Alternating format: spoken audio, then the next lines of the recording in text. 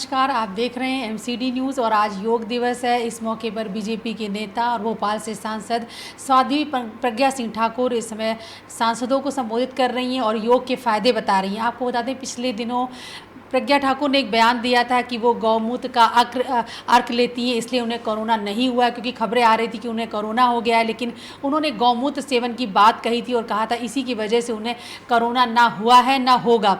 इस समय भी जब वो सांसदों को संबोधित कर रही हैं, योग के फ़ायदे बता रही हैं, साथ में जो गाय, चूँकि वो खुद को गाय भक्त बताती हैं, गौ भक्त बताती हैं, तो गौ जो उत्पाद हैं उनको लेकर क्या फ़ायदे हैं, उनका सेवन करने से किस तरह हमारी सेहत अच्छी रहती है, इसके बारे में वो सांसदों को जागरूक करते हैं। आइए सुनते हैं प्रज्ञा ठाकुर को।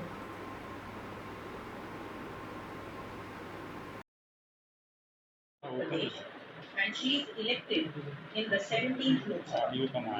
Sadhvi Pragya is a member of Standing Committee on Regulation. She has worked as Sangathan Mantri, Rashtriya कार्यकारिणी सदस्य। योग दिवस पर आप सभी महानुभावों और संपूर्ण राष्ट्र, संपूर्ण विश्व को हार्दिक हार्दिक शुभकामनाएं, बहुत बहुत बधाई। आज वे योग पर बोलने का अवसर मिला। आज मैं मानती हूं कि सन्यासी को ये विषय देना एक तरह से मेरे लिए परीक्षा का समय है, परंतु ये मुझे अवसर प्राप्त हुआ कि मैं इस विषय पर, अपने शास्त्रों पर, हमारे ऋषि मुनियों ने जिस प्रकार से उसका अनुसंधान किया, हमारे शास्त्रों में जिस प्रकार से योग का वर्णन है, हम उस वर्णन पर अपने जीवन पद्धति को, अपने जीवन को कैसे आगे बढ़ाएं, ये विषय हमारे लिए महत्वपूर्ण है। सर्वप्रथम योग के बारे में कई भ्रांतियां हैं। मैं उन भ्रांतियों को दूर करना चाहती हूँ और मैं कहना चाहती हूँ कि योग क्या है। तो मैं एक सीधे से शब्द में कहूंगी, शरीर, मन और आत्मा, आत्मा और परमात्मा से ईश्वर का मिलना, जोड़ना ही योग है। इस सब के लिए जिस मार्ग से हम चलते हैं, जिस मार्ग से हम प्रशस्त होते हैं, उसे हम योग कहते हैं। और इसी योग में हम अपना जीवन जीते हैं। आसन जो हमारे शरीर से रक्त संचरण होता है, उसका क्रम जिस प्रकार से आने और जाने का क्रम रहता है, रक्त संचरण बढ़े, रक्त संचरण घटे, ये जो जिसके लिए, स्वस्थ रहने के लिए जो अनिवार्य है कि रक्त संचरण हमारा समान हो, इसके लिए करते हैं हम आसन। आसन का सीधा सा अर्थ है कि हम एक अवस्था में थोड़ी देर रहें, रुकें और हमारा शरीर, हमारी इंद्रियां, हमारी मांसपेशियां उस क्रम को स्वीकार करें। हम इसे आसन कहते हैं। योग, आसन और प्राणायाम। प्राणायाम का एक सीधा सा अर्थ है कि प्राण यानी श्वास, आयाम, आयाम का अर्थ है आना और जाना, ये स्वतः क्रिया है। तो प्राणायाम, ये तीनों ही एक क्रम में अगर हम लेते हैं तो उसको योग कहते हैं। इन तीनों से ही हमारा मन, हमारा शरीर और हमारी आत्मा का योग होता है, मिलन होता है, इसे हम योग कहते हैं। योग 4 प्रकार के माने गए हैं विशेष तौर पर, जिसमें हम राजयोग, भक्ति योग, ज्ञान योग और कर्म योग, ये जो क्रम आता है, ये कर्म योग में आता है। इस कर्म योग के आधार पर हम भक्ति योग की ओर जाते हैं। मनुष्य का जीवन भक्ति के मार्ग पर जब प्रशस्त होता है तो उसका सबसे प्रथम चरण होता है कर्मयोग, जो हम योग कर्म करते हैं। योग से योगा, मुझे ऐसा लगता है कि अंग्रेजी में यदि लिखेंगे तो उसमें वाय के आगे योग ए लगा देते हैं, इसलिए उसको योगा कहा गया है, परंतु योग इसका संस्कृत शब्द है और हम भारतीय लोग इसे योग ही कहते हैं। परंतु हमें संपूर्ण विश्व ने स्वीकार किया है, 177 देशों ने हमें स्वीकार किया है। माननीय प्रधानमंत्री नरेंद्र जी मोदी, उनके नेतृत्व में भारत ने जिस प्रकार से प्रगति की है उसका एक उदाहरण, बहुत ही पुष्ट उदाहरण ये है। 2014 में माननीय प्रधानमंत्री मोदी जी प्रधानमंत्री बने। 2014 से ही ये प्रक्रिया प्रारंभ हो गई कि हमें विश्व को योग देना है। ये कुछ और नहीं, ये योग का परिणाम है। माननीय प्रधानमंत्री मोदी जी का जो चिंतन मनन जो मन से होता है कि हमें भारत को विश्व गुरु बनाना है, हमें भारत को विश्व के शिखर पर भारत को रखना है, इसके लिए उनका जो चिंतन और मनन वह आगे आता है। शरीर क्रम में आता है, कर्म करता है और आत्मा उसको जोड़ती है। इस प्रकार से ईश्वर से हम जब सब मिल जाते हैं, ये प्रक्रियाएं मिलती हैं, तो वह योग बना और वह लक्ष्य बना कि भारत जो है वो योग के आधार पर विश्व को स्वस्थ रख सकता है। भारत विश्व को कुछ दे सकता है, तो सर्वप्रथम माननीय प्रधानमंत्री मोदी जी ने हमें दिया है स्वास्थ्य, और वह स्वास्थ्य हमें विश्व के पटल पर लगभग सभी देशों ने स्वीकार किया है और ये हमारे भारत की प्रथम विजय माननीय प्रधानमंत्री मोदी जी के नेतृत्व में, उनके चिंतन मनन और आत्म संकल्प से ये प्रारंभ होता है। ये प्राणायाम से जीवन, योग से जीवन और आसन से जीवन, ये तीनों ही क्रम हमारे जीवन में नित्य उपयोग में आते हैं। हम जब प्रातः उठते हैं तब से लेकर के और शयन तक ये प्रक्रियाएं हमारे जीवन में चलती रहती हैं और हमारा जीवन इन्हीं प्रक्रियाओं से चेतना पाकर के आगे बढ़ता है। ऐसा कहा जाता है, साधु सन्यासी कहते हैं, योग ऋषि मुनि कहते हैं, हमारे शास्त्र कहते हैं कि हम जब प्रातः उठे तो भूमि को प्रणाम करें।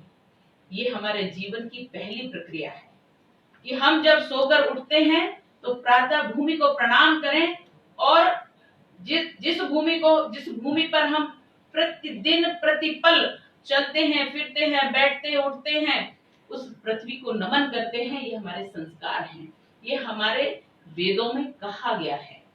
और इसके बाद हमारा क्रम प्रारंभ होता है कि हमें अपना जीवन किस प्रकार से जीना है। तो इन तीनों ही चीजों को हम एक मान करके चलते हैं, उसे हम योग कहते हैं और उस योग के द्वारा हम अपने जीवन का संचालन करते हैं। हमने देखा होगा कि हम दिन भर चलते हैं, कार्य करते हैं, बोलते हैं, तो हमें थकान होती है। और वह थकान क्यों होती है, इसके कारण में लोग जान नहीं पाते हैं। परंतु सत्य यह है, ये एक विज्ञान है। योग एक बहुत ही अच्छा विज्ञान है, जिस विज्ञान को हम थोड़े से शब्दों में कहना चाहते हैं कि पृथ्वी पर गुरुत्वाकर्षण होता है, हमारा शरीर खड़ा होता है, तो नख से लेकर और सिर तक ये रक्त संचरण होता है। ये रक्त संचरण नीचे से ऊपर की ओर कम जा पाता है। क्यों? क्योंकि गुरुत्वाकर्षण के कारण हमारे पैर भूमि पर रहते हैं और गुरुत्वाकर्षण के कारण हमें नीचे की ओर खींचा जाता है। इसलिए जब हम ज्यादा बोलते हैं, ज्यादा चलते हैं और काम करते हैं तो थकान महसूस होती है, लेकिन साधु सन्यासी इसमें योग निद्रा से अपना काम करते हैं। जैसे कहा जाता है कि माननीय मोदी जी 2 से 3 घंटे सोते हैं। ये उदाहरण है हमारे भारत के पास। कि हमारे माननीय प्रधानमंत्री जी 3 घंटे सोते हैं और 3 घंटे सो करके बाकी समय में चिंतन और कार्य करते हैं, तो निश्चित रूप से वह योगी हैं। जो योग करता है वह योगी है, और जिसके योग से राष्ट्र का कल्याण हो, जिसके योग से विश्व का कल्याण हो, वह निश्चित रूप से योगी होता है। तो माननीय प्रधानमंत्री जी का योग हम सबके लिए कल्याणकारी है। विश्व को उन्होंने स्वास्थ्य दिया, विश्व को उन्होंने चेतना दी, विश्व को उन्होंने आत्मा और ईश्वर से जो योग करवाया, वह हमारे लिए महत्वपूर्ण है और पूजनीय भी है। मैं एक बात कहना चाहती हूँ कि जिस प्रकार से हमारे जीवन में हमने कहा कि गुरुत्वाकर्षण के कारण हमें नीचे की ओर हमारे रक्त और वाहिनियां चलती हैं, तो उसको योग निद्रा से हम पूरा कर सकते हैं। 10 से 15 मिनट तक हम लेटते हैं, अपने पूरी इंद्रियों को एकाग्र करते हैं और 15 मिनट में हम पूरी चेतना पा लेते हैं और फिर से काम में लग जाते हैं। परंतु एक सामान्य व्यक्ति, एक गृहस्थ व्यक्ति, कार्य में लगा हुआ व्यक्ति, वह इतना नहीं कर पाता है। तो प्रतिदिन प्रातः वह योग, आसन और प्राणायाम करके जब चलेगा, तो वह अपने में एक बहुत ही उत्कृष्ट ऊर्जा अपने में महसूस करेगा। महर्षि पतंजलि ने कहा है कि तेषाम नित्याभियुक्तानाम योगक्षेमं वहाम्यहम्। ये गीता के 9वें अध्याय का 22वां श्लोक है। उन्होंने कहा है जो योग करता है, प्रत्येक के जीवन में योग है, जो योग करता है वह हमें स्वीकार है, और जो योग नहीं करता है वह भी हमें स्वीकार है, परंतु हमें वह व्यक्ति ज्यादा स्वीकार है जो हमसे जुड़ता है, जो योग करता है। महर्षि पतंजलि ने कहा है कि चंचल मन को एकाग्र करने का नाम योग है। मन, आत्मा और शरीर, इसमें जिस प्रकार से चंचलता होती है उसको एकाग्र करना ही योग है। ये महर्षि पतंजलि ने अपने पूर्ण शास्त्र में हमें एक छोटे से अर्थों में समझाया है। बाबा रामदेव जी ने योग को बहुत ही सरल कर दिया है।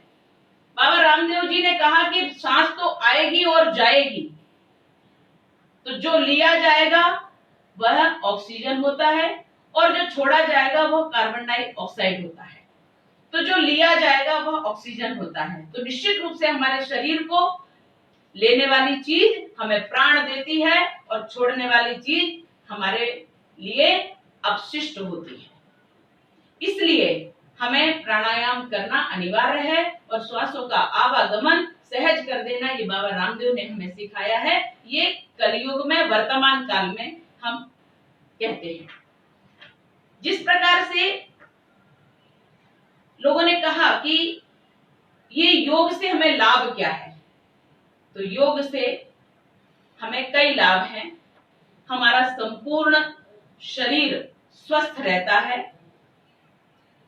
हमारा संपूर्ण शरीर चैतन्य रहता है, चिंता से मुक्त होता है, अंतस की शांति होती है, अंतःकरण हमारा शांत होता है। तमाम प्रकार के प्रपंच, तमाम प्रकार की बातें और बहुत जीवन भर में प्रतिदिन हमें तमाम प्रकार के क्लेश भी मिलते हैं, प्रसन्नता भी मिलती है। जब हम इनसे थक जाते हैं तो हमें जब योग से शांति मिलती है तो वो हमें आध्यात्म की ओर ले जाती है, और वह योग की शांति हमें आध्यात्म की ओर ले जाने के साथ ही हमें एकाग्र करती है। हमारे अंदर जो अपशिष्टताएं हैं, हमारे अंदर से जो कलुषिता है, हमारे अंदर जो वैर भाव है, हमारे अंदर जितनी भी बुराइयां हैं, वो सबको दूर करके ईश्वर से मिलाप करता है। हम स्वयं भगवान हैं, हर व्यक्ति में भगवान है, कण कण में ईश्वर है। ये योग से हम जानते हैं, ये योग से हम पहचानते हैं। ये भारतीय शास्त्रों में वर्णन है इसका, और सदैव सनातनी इस बात का वर्णन करते हैं कि कण कण में भगवान है, मुझ में भगवान है और तुझ में भी भगवान है। लेकिन कर्म योग जो हमें कहता है कि हमें सत्कर्म करना चाहिए, हमें योग करना चाहिए, तभी हम आध्यात्म से ईश्वर की प्राप्ति कर सकते हैं। अभी जिस प्रकार से कोरोना काल चल रहा है, इसमें योगी कहते हैं कि आप प्राणायाम करिए, योग करिए, आप स्वस्थ रहेंगे, क्योंकि योग से रोग प्रतिरोधक क्षमता बढ़ती है और रोग प्रतिरोधक क्षमता बढ़ाने के लिए कई प्रकार की औषधियां आयुर्वेद में दी जा रही हैं, होम्योपैथी में दी जा रही हैं, एलोपैथी में दी जा रही हैं, परंतु सनातनी कहते हैं कि आप योग करिए, प्राणायाम करिए, इससे भी आपकी इम्यूनिटी बढ़ेगी, इससे आपके शरीर की रोग प्रतिरोधक क्षमता बढ़ेगी। क्यों? क्योंकि जब हम योग करते हैं तो हमारे मस्तिष्क तक रक्त वाहिनियां रक्त पहुंचाती हैं और तीव्र गति से पहुंचाती हैं। इसका मतलब हमारे सिर से लेकर के और नख तक संपूर्ण संचरण, रक्त संचरण तीव्र होता है और ये रक्त संचरण हमें ऊर्जा देता है। इससे हमारे शरीर में जिस प्रकार से रोग प्रतिरोधक क्षमता बढ़ती है, तो हमारे फेफड़े, जिसे लंग्स कहेंगे आप, वो फेफड़ों में ऑक्सीजन पहुंचेगा, रक्त पहुंचेगा, शुद्ध रक्त पहुंचेगा, क्योंकि ऑक्सीजन हमें जीवन देता है। तो वह ऑक्सीजन, वह रक्त जब हमारे फेफड़ों में पहुंचेगा तो निश्चित रूप से विकार दूर होंगे, निश्चित रूप से संक्रमण दूर होगा और हम अपने जीवन को स्वस्थ बना सकते हैं। अधिक सजगता रहती है, चैतन्यता रहती है, हमारे शरीर में ऊर्जा रहती है, हमारा मस्तिष्क सचेत रहता है, हम में संवेदना रहती है, हम में योग्यता रहती है, हम में योगिता रहती है और इसलिए हम योग करते हैं। हमारा प्रतिपल का जो जीवन है, हम चिंतन करते हैं, मनन करते हैं, परंतु हम जिस ऊर्जा के, जो व्यक्ति प्रतिदिन योग करता है, वह व्यक्ति चिंतन भी शुद्ध करता है, मनन भी शुद्ध करता है, कर्म भी शुद्ध करता है, आध्यात्म की ओर जाता है, ईश्वर को भी प्राप्त करता है और मनुष्यता को भी प्राप्त करता है। इसलिए कहा गया है कि हम प्रतिदिन योग करें। योग से जीवन, जिस प्रकार से कहा गया है कि योग का जीवन में कितना महत्व है, तो मुझे लगता है, ये मेरा विचार है कि योग ही जीवन है। और ये हमारी पुस्तकों में भी लिखा है कि स्वस्थ शरीर में स्वस्थ मस्तिष्क वास करता है। यदि हमारा शरीर स्वस्थ है तो हम स्वस्थ मस्तिष्क से अपना कार्य, चिंतन, मनन और कर्म कर सकते हैं। तो हमें हमारे समाज को जो दिशा देनी है, हमें हमारे समाज को जिस प्रकार से आगे बढ़ाना है, वह योग करता है।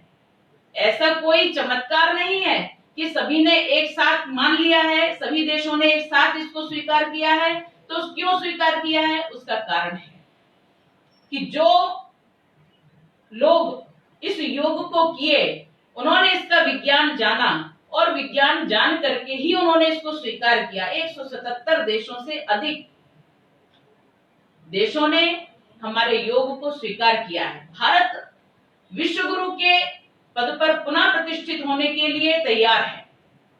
भारत अभी तक पिछले जो 65 सालों में भारत की जो अधोगति हुई थी, उसकी पूर्णता हमारे नेतृत्व ने, हमारे देश के नेतृत्व ने करना प्रारंभ कर दिया है और इस पूर्णता को भरने के साथ ही देना भी प्रारंभ कर दिया है और सबसे पहले जीवन दिया हमारे।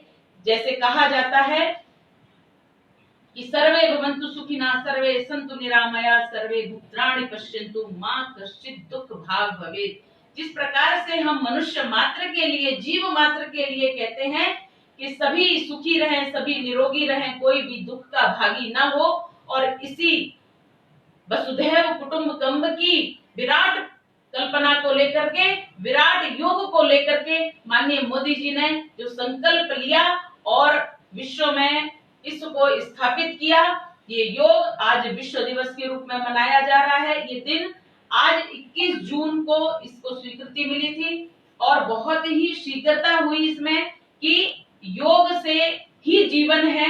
इस बात को सार्थक करता है हमारा भारत।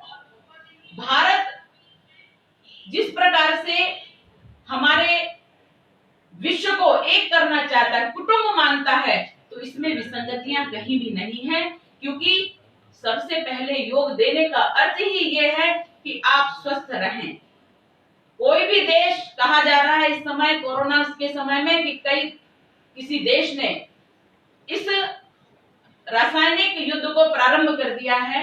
मैं इसमें बहुत ज्यादा नहीं पढ़ना चाहती, पर मैं सिर्फ इतना कहना चाहती हूँ कि कोई भी रासायनिक कण भी हमारे भारत को ज्यादा नुकसान नहीं पहुंचा पाएगा, क्योंकि हमारे यहाँ योग है, हमारे यहाँ प्राणायाम है। लेकिन लोगों ने इससे खिलवाड़ किया। प्रकृति से हम हैं, ये निश्चित है, परंतु आप जाएंगे, यात्रा करेंगे तो देखेंगे कि वृक्षों की अधिक कमी है, और वृक्षों की अधिक कमी होने के कारण हमारे यहाँ श्वास, प्राण, ऑक्सीजन जो है वो सिलेंडरों में भर करके आने लगी है। मुझे लगता है कि इससे हमें उबरने के लिए हमें प्रकृति को स्वस्थ करना चाहिए, और प्रकृति को स्वस्थ करने के लिए हमें वृक्षों का रोपण करना चाहिए, पौधों का रोपण करना चाहिए। जो दीर्घजीवी पौधे हैं वो वृक्ष बनेंगे और निश्चित रूप से हमें ऑक्सीजन देंगे, प्राण देंगे। मैंने इस बात के लिए संकल्प लिया है कि मैं अपनी लोकसभा में 1.25 करोड़ पौधे लगाऊंगी, दीर्घजीवी पौधे लगाऊंगी, फलदार वृक्ष लगाऊंगी, जिससे लोगों को प्राण मिले, ऑक्सीजन मिले और उसके साथ ही भोजन भी प्राप्त हो। तो इस प्रकार से प्रकृति शुद्ध हो सकती है। हमें सचेत रहने की आवश्यकता है। योग सचेत करता है, और ये योग सचेत करने के साथ ही हमारा पूरा समाज, हमारा राष्ट्र परिवार है, और इसी के साथ विश्व हमारा परिवार है। ये स्वस्थ रहेगा तो हम सब एक जीवन को जी करके, स्वस्थ जीवन को जी करके लोगों को देना सीखते हैं। और ये कहा जाता है कि तेन त्यक्तेन भुंजिता, हमें देना चाहिए, और हम जितना देते हैं उतना हमें आत्म संतुष्टि प्राप्त होती है। जितना हम देते हैं उससे कई गुना हमें संतुष्टि प्राप्त होती है। तो देने से जब प्राप्त होता है, हमें निश्चित रूप से देना चाहिए, और वह जीवन जो देता है वह ईश्वर की श्रेणी में आता है। इसलिए ये योग जीवन है, योग श्वास है, योग चेतना है, योग आत्मा है, योग शरीर है। इससे शरीर स्वस्थ होता है, मजबूत बनता है, हमारी वाणी शुद्ध होती है, हमारी दृष्टि शुद्ध होती है, हमारा संपूर्ण शरीर सुदृढ़ बनता है, और इस सुदृढ़ शरीर से हम देश को संचालित करते हैं। तो निश्चित रूप से हम अपने लक्ष्य को प्राप्त करते हैं। हमें तमाम सारी, जिस प्रकार से लोग हमारे भारत को एक शिखर पर देखते हैं और ये कहते हैं कि जो कुछ है भारत में है, इसका वास्तव में ईश्वर ने अवतरण लिया है तो इस देश में लिया है। ईश्वर अवतरित हुए हैं तो इस देश में इसलिए हुए हैं क्योंकि सब कुछ सुख इसमें है, और कर्म करने का माध्यम भी भारत विश्व को देता है। कर्म योगी भगवान कृष्ण कहलाए क्योंकि उन्होंने कर्म को प्रधान माना। मर्यादा पुरुषोत्तम श्री राम कहलाए क्योंकि उन्होंने कर्म में मर्यादा को श्रेष्ठ माना है, और उन्होंने करके दिखाया है मानव शरीर में आकर के, इसलिए हम इसको मानते हैं। हमारे 3 शरीर माने गए हैं, और उन 3 शरीरों में है, एक है स्थूल शरीर, एक होता है सूक्ष्म शरीर, तीसरा होता है कारण शरीर। स्थूल शरीर जो हमें प्रत्यक्ष दिखाई देता है। आप कहेंगे सूक्ष्म शरीर क्या करता है? तो आप जब सुप्त अवस्था में होते हैं, लेकिन आपका मन चलायमान होता है और वह चलाता है सूक्ष्म शरीर। आप देखते हैं कि आप बिस्तर पे सोए हुए हैं, परंतु जब सोते हैं, सोने और जागने के बीच में आपको स्वप्न आते हैं, और वो स्वप्न संचालित करता है सूक्ष्म शरीर। आप कहीं उड़ते हैं, कहीं बैठते हैं, कहीं कुछ करते हैं, कोई कर्म करते हैं, बहुत सारे परिणाम लेकर के आते हैं, भिन्न भिन्न प्रकार के प्रतिदिन नए स्वप्न आते हैं। वो क्या करता है? वह सूक्ष्म शरीर करता है, और इन सब को जो संचालित करता है वह होता है कारण शरीर।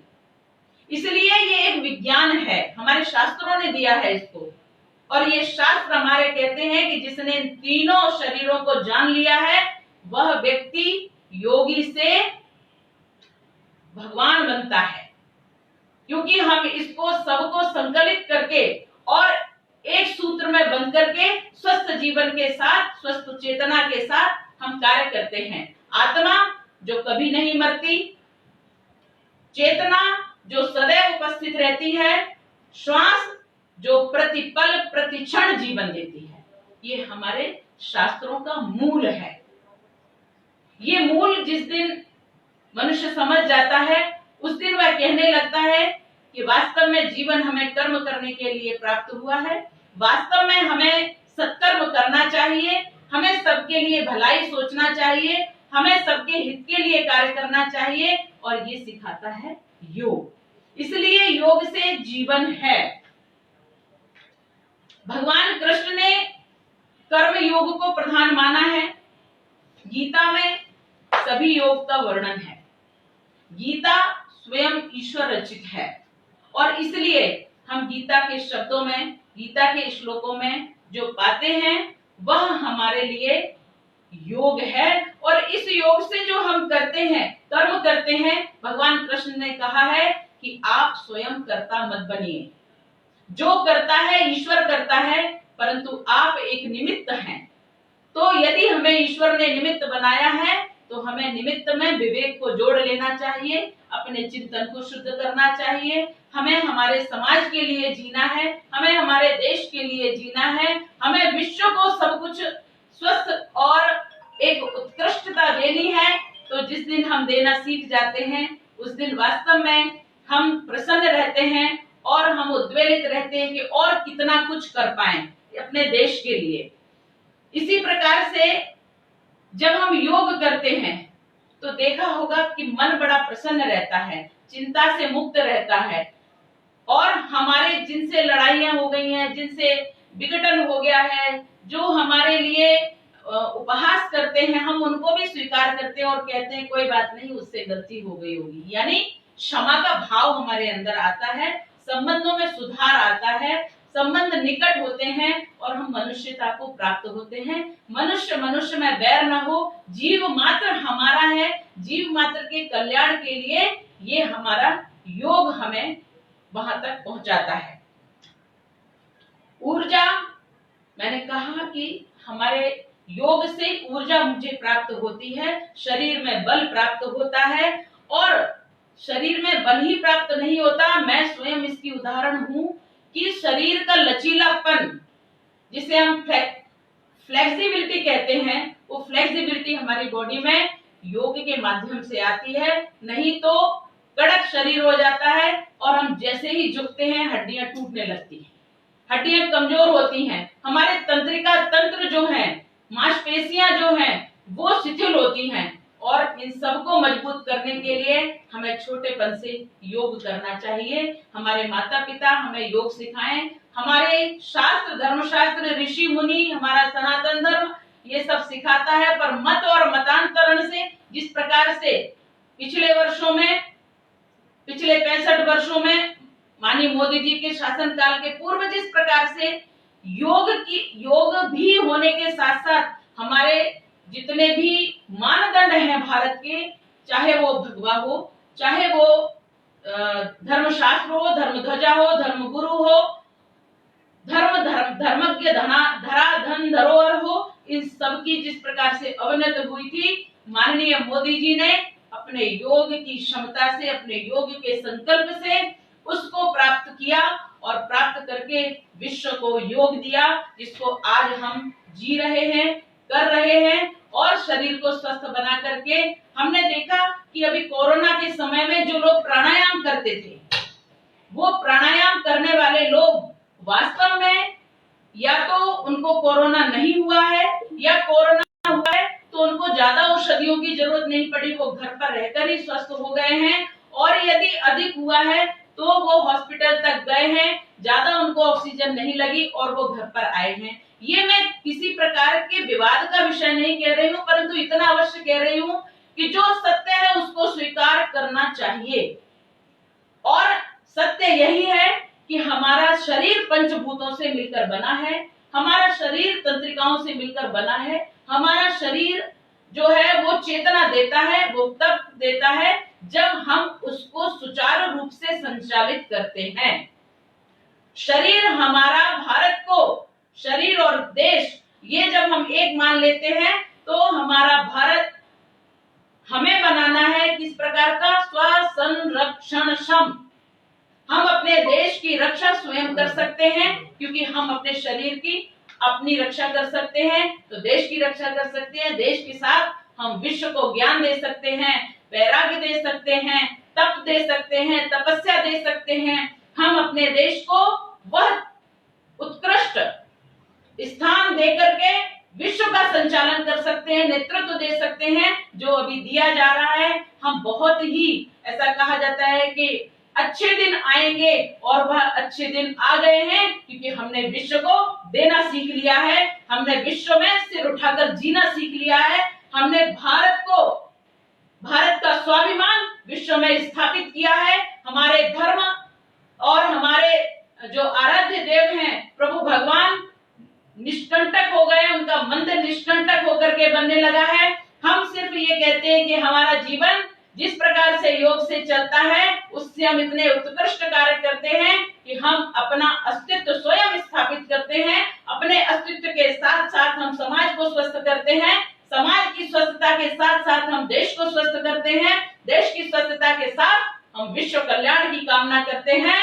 और यह हमारा सिखाता है योग।